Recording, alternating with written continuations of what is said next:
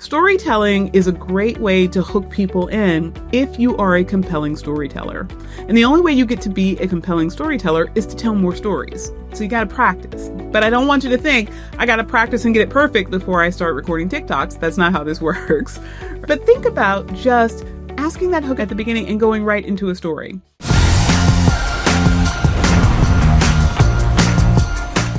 Hi, everybody. Welcome back to another episode of the Crushing Chaos with Law Firm Mentor podcast. Where on today's episode, we are going to be talking about TikTok and how to get your greatest opportunity, your greatest scale on TikTok.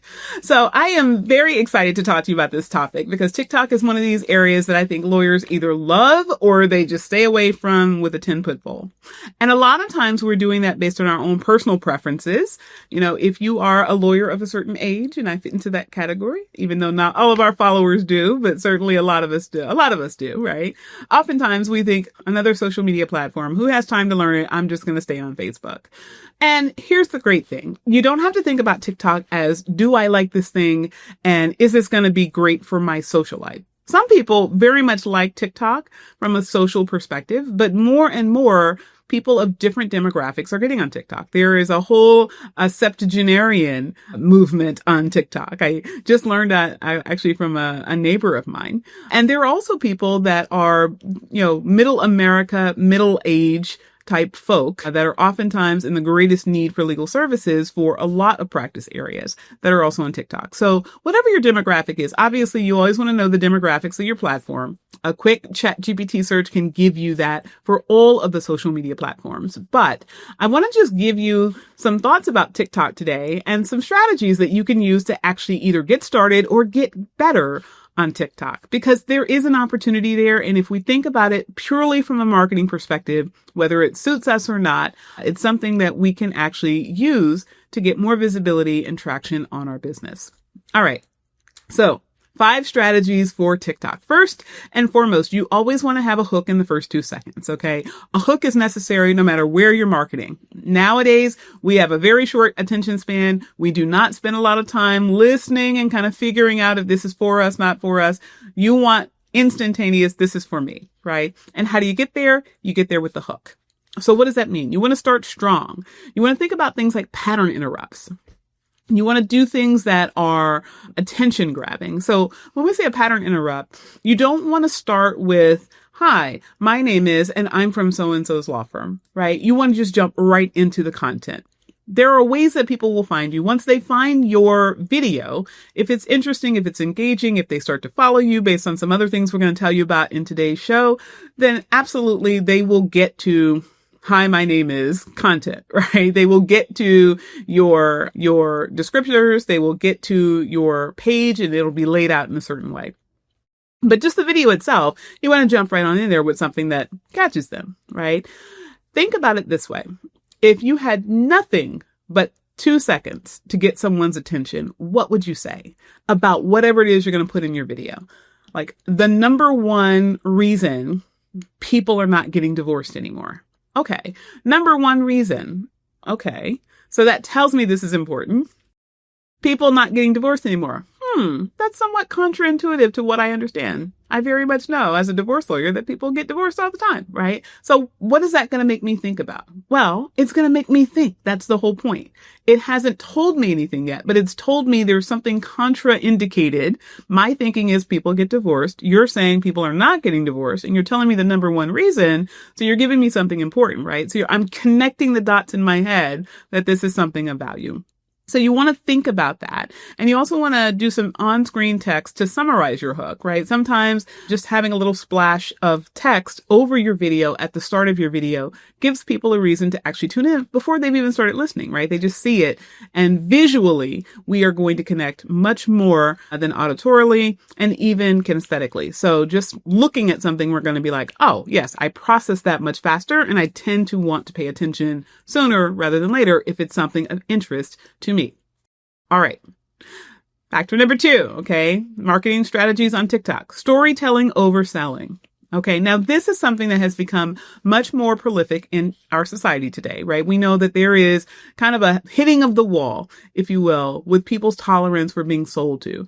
And even though I tell people all the time, The greatest things that you will ever achieve in your life all came through a sale, right? You got that law degree because someone sold you on going to their university. You got that beautiful house of yours. It's because someone sold you on the idea of purchasing a house where you were going to have a mortgage for 15 or 30 years. You got that great spouse. It's because someone sold you that they were the person that should be for you, right? Everyone is sold all the time, but nevertheless, people don't like to feel sold to. So storytelling is the way that you sell without selling. That means you want to share stories, you want to give lessons, you want to talk about transformation, and you want to do it in a way that's compelling to someone, that makes them interested and feel like they can either see themselves in the story or they're so engaged or enthused by the story that they want to learn more, i.e. connect with you. All right. So this is personal anecdotes, right? This is behind the scenes. I see a whole lot of content and I love it when I see lawyers' offices, right? Walking through the office, talking with the team. And it doesn't have to just be lawyers. In fact, doctors are doing this more and more. I saw a really cute TikTok the other day where it was a little game where there was a male doctor and a female doctor seated, and there were a host of what looked like team members, could be fellow doctors or it could just be nurses or other professionals on their staff. But questions were posed, like who's most likely to show up on time to a meeting? And then the staff lined up behind either the male doctor or the female doctor. Who's more likely to spend more money in the practice? Sign up behind the male or the female. Now, I won't tell you which side for those particular questions that the team sided with. Almost invariably, everybody was in agreement, except a couple times. You'd have a lineup of folks and maybe 2 or 3 folks would be on one side and everybody else would be on the other. But, that was one of those catchy things, right? It was like, what are these people doing lined up behind the chairs of these 2 doctors in the front? And I could tell they were doctors because they were in scrubs and then they had their nameplates on. Okay. And also, storytelling is a great way to hook people in if you are a compelling storyteller. And the only way you get to be a compelling storyteller is to tell more stories. So you got to practice. But I don't want you to think I got to practice and get it perfect before I start recording TikToks. That's not how this works, right? But think about just asking that hook at the beginning and going right into a story. I'll tell you who did this really well. This became a viral sensation. Actually, there's a couple that come to mind. The first one that comes to mind is the most recent one. A woman named Kendra, who decided to claim that she was mishandled by her psychiatrist. Most people who have heard that series know that Kendra might have a little lack of insight there. Perhaps she has a mental health diagnosis that is not clear to her, or at least that's not being disclosed. But she had a whole story, right? And people were listening to this story. This story got a whole lot of traction. Everybody was talking about it. It was, just about every YouTube content creator I follow. And I saw an article about it on one of the magazines, one of the popular magazines. CNN picked it up at some point in time. It was out there, right? Because this woman is telling a story and people were like, and she did it in several parts. So it was a lengthier TikTok, but it was a TikTok series where she was giving a whole lot of details about her experience. Another example, this is an older one, but the woman went by the name Risa Tisa, and she was picked up all over the place. This woman told a story about who the F did I marry was the name of the series. And it was compelling, right? It was compelling in part because she was a good storyteller. But she kept going back to who the F did I marry? And that's one heck of a hook, right? You definitely get some energy, some attitude when you hear that, just by virtue of the question. And posing a question does tend to get the mind thinking. So, to the extent that you can start with questions, all the better. But what was interesting was that this was a multi-part series. I can't remember, it was 50 parts or 60 parts or something like that.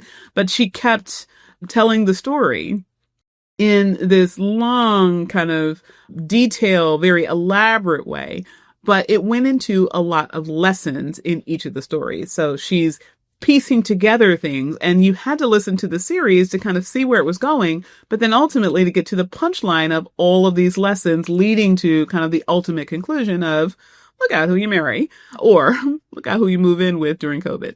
I mean, you could take whichever one of those big life lessons, but either way, storytelling was the hook there. Storytelling was really necessary. All right. Strategy number 3, consistency in posting and themes. Okay. Now, consistency is something we talk about across all social media platforms. TikTok is no different. You want to make sure that you are rewarded for your efforts. And so when we talk about consistency on TikTok, you're talking about 3 to 5 times a week. Okay. Now, for those of you that are like, oh my God, I don't have time to do 3 to 5 times a week. I want you to think about it. Like, these are shorts. Okay. These are very short pieces of content. You can create a short piece of content that you chop up into 3 to 5 segments and get it out, even though you sat down to record one time, right? So you don't have to make it into the biggest project, even if you're busy. But because this platform in particular rewards short form content, I want you to think about this as I can get it out real quick because it doesn't take a whole lot of my time. Okay. And you want to think about consistent content pillars. Like, what are you posting about? What are you consistently talking about? The more consistent you are in the things that you cover in the 3 to 5 times a week that you're covering it, the more the platform is going to show your content, because at some point in time, it is evaluating the user benefit, the user profile of every person on the platform, including you. So they're trying to figure out what types of things should I feed you based on the types of things that you tend to tune into, the types of things that you tend to spend time and energy on, so that I can get you to stay on my platform more, right? That's the whole purpose of the platform. You, the user, are the asset of the platform. So if other people want access to you, they're going to pay TikTok to get access to you, the user, right? So you and your behavior on TikTok is really important to them. So you want to think about it from that perspective. Like, what are you going to be covering? Are you going to be covering deportations? Are you going to be covering divorce? Are you going to be covering real estate transactions? Are you going to be talking about franchises, right? What is your thing? What is the thing that you talk about? Now, your practice area could be the thing, or it could be a subset of the practice area, right? You could be the white collar defense attorney. You don't have to be the criminal defense attorney. But whatever your thing is within your subject matter, think about talking about it consistently, and the many different iterations and the many different pieces and the many different ways it affects your clients, etc. Not hard to come up with content ideas once you start thinking about what you do all day, every day, and who you help, right? That's kind of the easy part.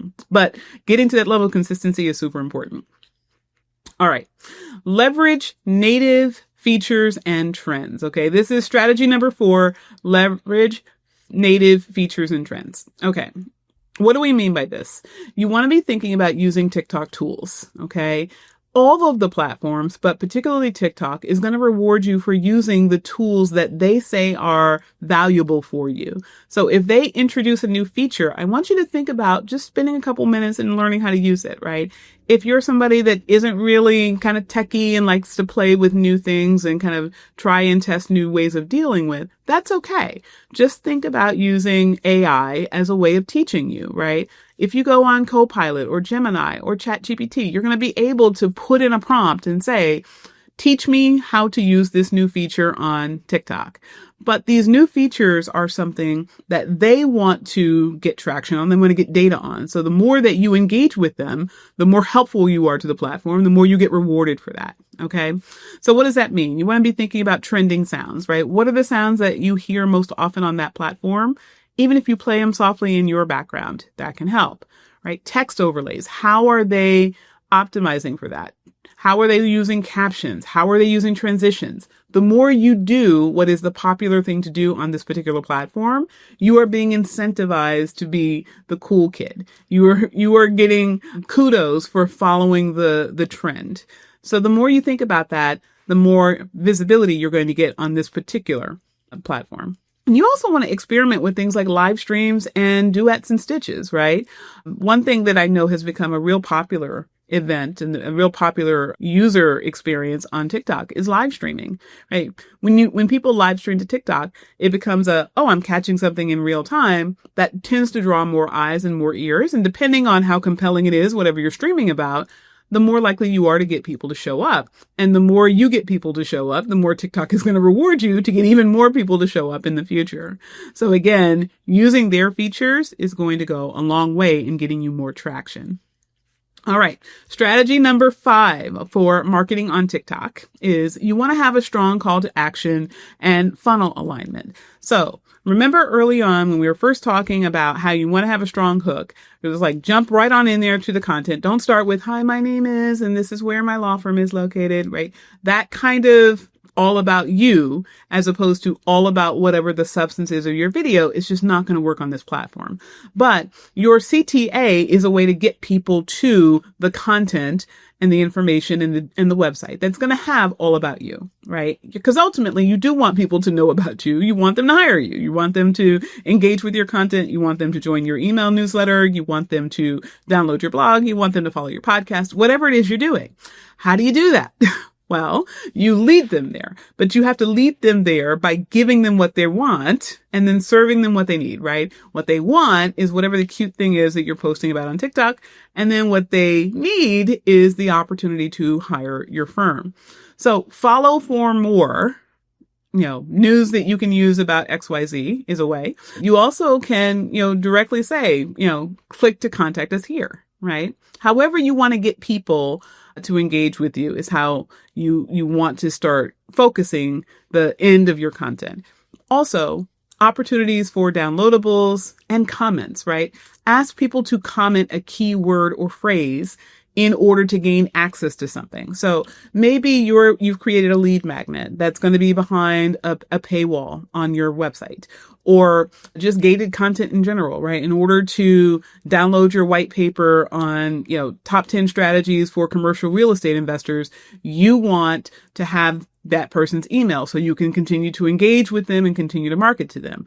We'll say download, type the word commercial in the chat in order to gain access to my free, top 10 strategies for commercial real estate investors. What does that do? That requires some action on the part of the person. So that does tell you a little bit more about who's interested versus who just happens to have given you their email.